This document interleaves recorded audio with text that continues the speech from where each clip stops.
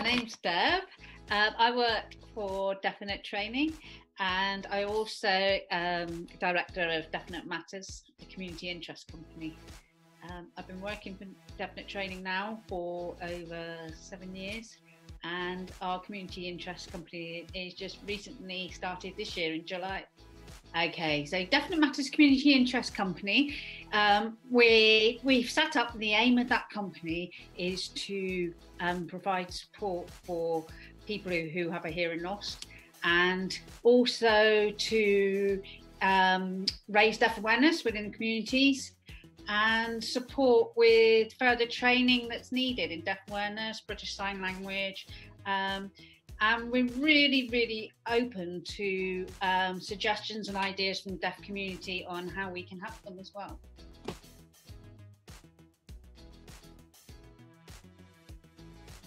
Okay, there's been many people who've inspired me over my life. First of all, obviously, my son inspires me. He is my son and my partner actually. They're very caring, kind people, and that inspires me a lot. It inspires me to be of the same really as well. But work-wise, there's two particular managers that I've had over the years that have been really, really inspiring.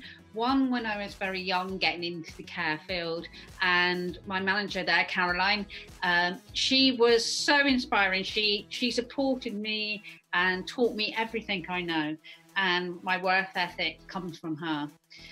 My other manager, more recent, Pip, she is just one of the best managers anybody could possibly have. She inspired me to not see that I have a disability, but see what I was able to do and what I could achieve. And so that was absolutely amazing. But I've also got a very good friend, Sarah, who has amazing knowledge. She's very motivated, and she inspires me to keep learning and motivates me to do other things, really.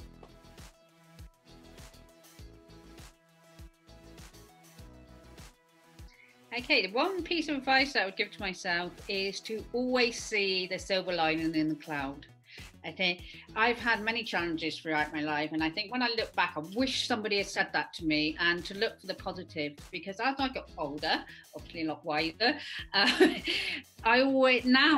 absolutely sure that everything happens for a reason, and some of those reasons have given amazing opportunities. So all those bad things, all those negative challenges and so on, there's always been a positive at the end of it. Something good has come out of it. So I would say, have a look. Think of that silver lining in the cloud.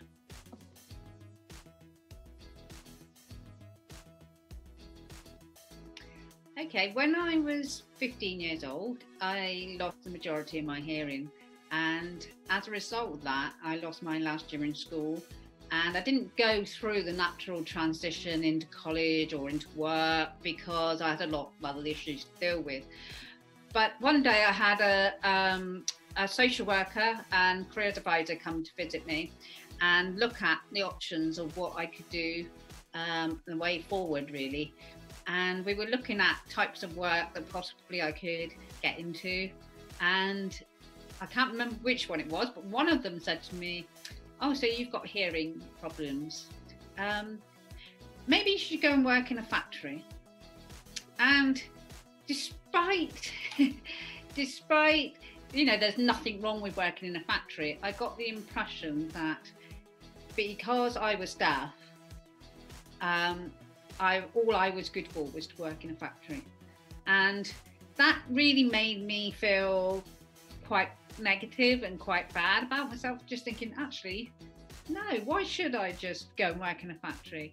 And so I suppose in some ways that actually spurred me to do better, and to try and get some training, and push myself a little bit more to not go and work in a factory. I have worked in a factory, but to do more really, and not see that just because somebody has a disability and deaf, they are not more able.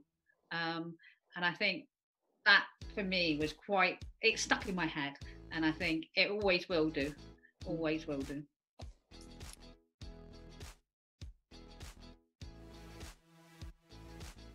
Okay, one moment. There's been many moments, but I had a really good think about this one. And as I've just said, I lost my hearing when I was 15. I struggled for many, many, many years.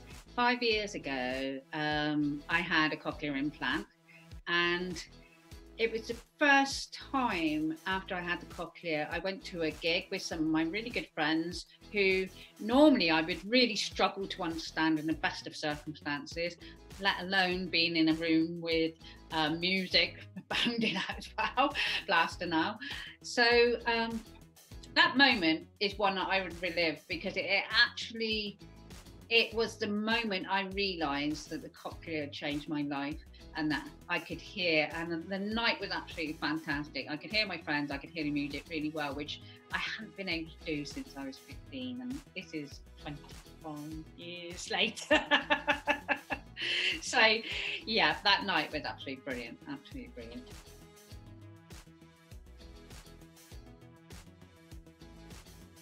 Okay, I would suggest what works for me especially is making this time for yourself every day. Really, really important. But also making time for family and friends. I think in such a busy society, we've forgotten about that. And everybody's so busy running around, they've actually forgotten about their family. They forget about spending quality time with friends. And to me, that's really important. But also doing things you really, really enjoy, taking that time for yourself. I think that is the best tip I can put.